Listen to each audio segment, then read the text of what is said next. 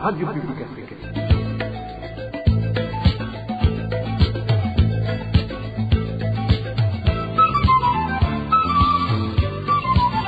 Radio Publique Africaine.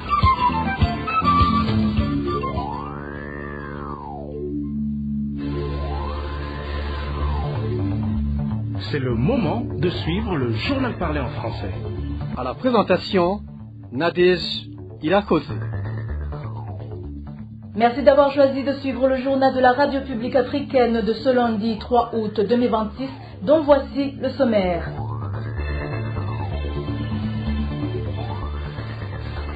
Le chef de l'État burundais a affirmé que le marché central de Bujumbura n'a pas pris feu à la suite d'un accident, mais qu'il a été incendié volontairement par des personnes qu'il accuse de vouloir nuire au Burundi.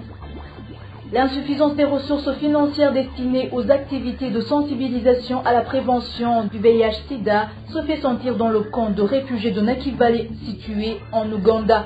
Une situation qui pourrait entraîner une recrudescence de l'épidémie selon le programme des Nations Unies chargé de la lutte contre le VIH-Sida. La Fédération nationale des syndicats du secteur de l'enseignement et de l'éducation du Burundi, FENASEB, alerte sur l'augmentation des cas d'abandon scolaire au Burundi et interpelle le gouvernement à résoudre ce problème sans tarder. Dans quelques secondes, les détails de cette édition. Bonsoir et bienvenue. Ouvrons ce journal par la page Droits de l'homme. Le procureur de la République à Mugere tente par tous les moyens d'imputer des infractions à David Ninganza pour le criminaliser. Cette manœuvre intervient juste après l'échec d'un plan ce samedi dans la province de Bujumbura rurale visant à enlever le vice-président de l'Organisation de défense des droits de l'enfant, la Sojepaye. Les détails avec le vice Nyonzima. Bonjour, monsieur le procureur général. Au niveau du parquet de la République à Mugere, nous traitons un dossier instruit par le magistrat en charge des affaires visant Onesphore Ndayanza Maso, Aline Nisabge, David Ninganza, qui se prévont d'agir pour le compte de la Sojepaye, Ange Chanel ainsi que d'autres individus. Ces derniers sont actuellement poursuivis pour des faits d'enlèvement d'enfants. Ce que vous venez d'entendre, ce sont les explications fournies par le procureur de la République à Mugere à sa hiérarchie après l'échec du plan d'enlèvement ciblant David Ninganza ce samedi dans la province de Bujumbura rurale. Une opération orchestrée par ce procureur Vincent Karikurubu et son substitut prénommé Désiré. Aujourd'hui, le procureur Vincent Karikurubu tente par tous les moyens de se couvrir. Dans son message transmis au procureur général et que nos sources ont pu consulter, il tente de justifier la situation en affirmant que David Ninganza était déjà poursuivi par le parquet de Mugere qu'il dirige pour tentative d'entrave à l'exécution d'une décision de justice. Ils avaient formé une triade composée d'Onesphore, d'Aline Nisabge et de David Ninganza de la Sojepaye et se concertaient sur la manière d'empêcher la remise des enfants ordonnée par la justice. Il s'agissait de poser une résistance et si l'exécution de la décision devait malgré tout aboutir, de s'emparer des enfants pour les cacher. Pourtant, d'après nos sources, la réalité est tout autre. Il s'agit d'une grave manœuvre. Avant de faillir être enlevé, David Ninganza n'a jamais fait l'objet de la moindre poursuite dans ce dossier. Au contraire, il travaillait en étroite collaboration avec le procureur pour localiser et récupérer les enfants. Cette incrimination soudaine intervient uniquement après l'échec de la tentative d'enlèvement à laquelle il a échappé. Nos sources s'interrogent d'ailleurs. Comment un procureur aurait-il pu faire confiance à un soi-disant suspect au point de l'envoyer depuis Bujumbura jusqu'à Bururi et dans son propre véhicule pour aller chercher ses enfants? À la rédaction de la RPA, nous avons contacté Vincent Karikurubu, procureur de la République à Mugere, pour lui demander si David Ninganza avait été notifié de ses poursuites, s'il avait été convoqué pour un interrogatoire ou encore comment il a pu lui confier cette mission. À peine nous sommes-nous présentés et lui avons-nous exposé l'objet de notre appel qui nous a raccroché au nez. Nos messages transmis par WhatsApp sont eux aussi restés sans réponse jusqu'à la sortie de cette édition. À ce jour, David Ninganza qui nous doit son salut car sa vigilance vit dans la clandestinité dans l'attente qu'une justice équitable fasse enfin toute sa lumière sur cette affaire. Merci Clovis Nyondima. Toujours en parlant en droits de l'homme, 11 ans, jour pour jour, après la tentative d'assassinat de Pierre Claver Mbonima, président de la PRODH, la justice se fait toujours attendre. Dans une déclaration publiée ce 3 août, la coalition burundaise des défenseurs des droits de l'homme, CBDDH, dénonce l'impunité qui entoure cette affaire ainsi que les assassinats de son fils et de son gendre. Bertrand Ngendakuriyo, chargé de la communication au sein de cette coalition, appelle les autorités burundaises à faire toute la lumière sur ces crimes et à garantir une meilleure protection des défenseurs des droits humains. Je vous propose de l'écouter. 11 années se sont écoulées, mais une question demeure sans réponse aujourd'hui. Où est la justice? Pour rappel, le 3 août 2015, Pierre Claver Molima, président de la PRODH, a été grièvement blessé par balle lors d'une attaque à bout portant. Quelques mois plus tard, son fils et son gendre ont été assassinés. Pourtant, 11 ans après ces faits, les auteurs de ces crimes n'ont toujours pas été identifiés ni traduits devant la justice. Cette absence de vérité et de responsabilité est inacceptable. Pour la coalition burundaise des défenseurs des droits de l'homme, le temps qui passe ne peut pas effacer l'obligation de rendre justice. Au contraire, chaque année qui s'écoule sans enquête crédible ni poursuite renforce l'impunité et prive les victimes de leur droit à la vérité, à la justice et à la réparation. Au-delà du cas de Pierre Claver Molima, c'est l'ensemble des défenseurs des droits humains qui est concerné. Lorsque une tentative d'assassinat visant l'une des figures les plus emblématiques de la défense des droits humains, comme Pierre Claver Molima, et qui reste impuni pendant toute une décennie, cela envoie un message inquiétant. Les auteurs de violations peuvent espérer échapper à la justice, tandis que les victimes restent sans recours. C'est pourquoi donc la coalition burundaise des défenseurs des droits de l'homme demande aux autorités burundaises de rompre avec cette logique d'impunité. Nous appelons également à l'ouverture d'enquêtes indépendantes, impartiales et efficaces sur la tentative d'assassinat de Pierre Claver Molima, ainsi que sur les assassinats des membres de sa famille, afin que toute la lumière soit faite sur ces crimes et que les auteurs, quels qu'ils soient, répondent de leurs actes devant une justice indépendante. Nous réaffirmons également notre solidarité avec Pierre Claver Molima, sa famille et tous les défenseurs des droits humains victimes de persécutions. Nous exhortons les autorités à garantir un environnement où les défenseurs des droits humains peuvent exercer librement leurs activités sans intimidation ni représailles. 12 hommes ont perdu la vie au cours des 3 derniers mois dans différentes régions du Burundi. Certains ont été tués, tandis que d'autres se sont suicidés à la suite des violences physiques ou des mauvais traitements qu'ils subissent au sein de leur famille. L'association Abagabo Mugahinda confirme ces chiffres et demande au gouvernement burundais de reconnaître que certains hommes sont également victimes de violences et de maltraitance. Boniface Ndouimana, le représentant de cette association, appelle les autorités à poursuivre et sanctionner, conformément à la loi, toutes les personnes reconnues responsables de violences commises contre des hommes. David Claude Bananayo. La commune de Tangara, dans la province de Butanyerera, est celle qui a enregistré le plus grand nombre de décès d'hommes au cours des 3 derniers mois. Selon l'association Abagabo Mugahinda, 3 hommes y ont perdu la vie, dont un qui s'est suicidé. Dans d'autres communes, des cas de suicide et d'homicide d'hommes ont également été signalés. L'association affirme que ces drames sont souvent liés aux violences qu'ils subissent au sein de leur foyer. Toujours selon Abagabo Mugahinda, le cas le plus récent concerne un homme marié habitant de la colline Gakecheli, en zone Buhiga, commune d'Ongozi, qui s'est pendu dans la nuit de samedi à dimanche. L'organisation souligne que parmi les auteurs présumés de ces violences figurent parfois des membres de la famille, y compris des enfants. Elle estime que ces situations sont la conséquence du fait que de nombreux hommes n'osent pas dénoncer les mauvais traitements ou les violences dont ils sont victimes dans leur ménage. L'association déplore également que certains responsables administratifs refusent de reconnaître que les hommes peuvent eux aussi être victimes de violences. Cette attitude pousse de nombreuses victimes à garder le silence par honte ou par peur de demander de l'aide. Son président, Boniface Ndouimana, critique par ailleurs le fait que plusieurs personnes accusées de violences contre des hommes soient rapidement remises en liberté. Il demande au gouvernement d'appliquer la loi avec impartialité et de poursuivre les femmes ou les membres de familles reconnus responsables de meurtres, de violences ou de complicité dans ces crimes. Étant donné que la réforme des textes législatifs est en cours, L'association Hommes en détresse estime qu'elle devrait être associée à ce processus de révision. Selon elle, sa participation permettrait d'identifier les dispositions légales qu'elle considère comme défavorables aux hommes, afin que ces préoccupations soient prises en compte lors de la révision de l'ensemble des lois relatives à ces questions.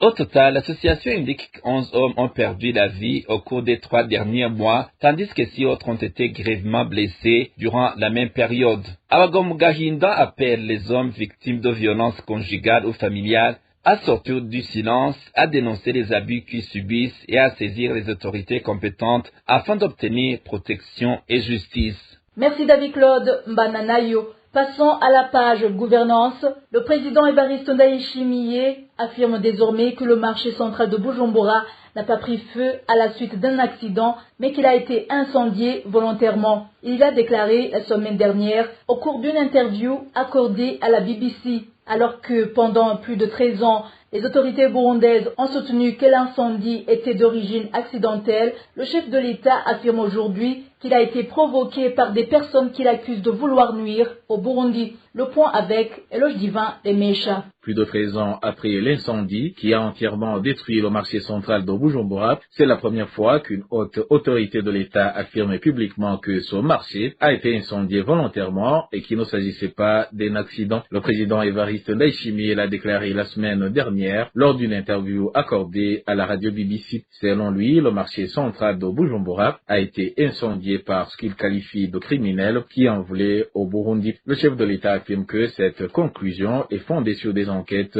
qui ont été menées.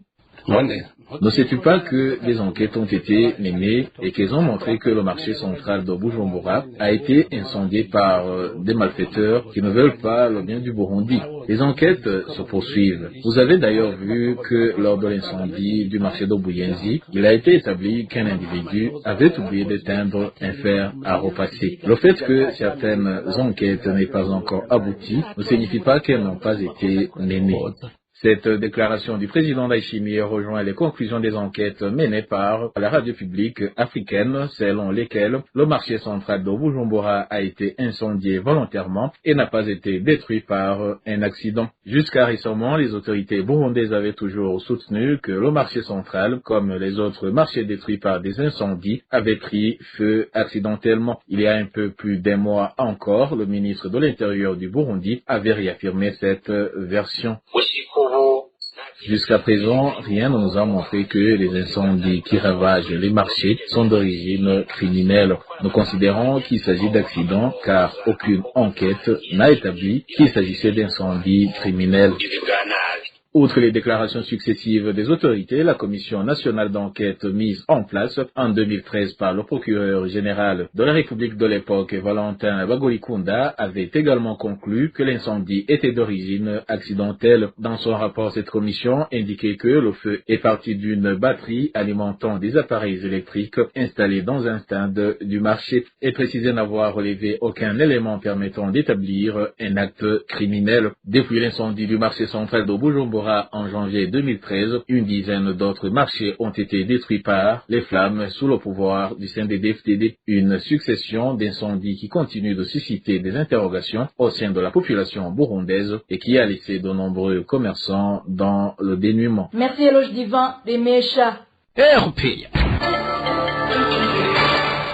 À présent, page réfugiés, le manque de moyens destinés aux activités de sensibilisation à la prévention du VIH-Sida se fait sentir dans le camp de réfugiés de Nakivale, situé en Ouganda. C'est ce qu'affirment certains réfugiés burundais vivant dans ce camp, alors que le programme des Nations Unies chargé de la lutte contre le VIH-Sida alerte sur l'insuffisance des ressources financières. Selon cette agence, cette situation pourrait entraîner une recrudescence de l'épidémie. Malgré ces difficultés, les réfugiés du camp de Nakivale se réjouissent toutefois de la reprise timide des activités de sensibilisation à la prévention du VIH-Sida. Ils indiquent également que certains agents chargés de ces activités ont été réaffectés à leurs fonctions après un certain temps de chômage. Écoutons-les.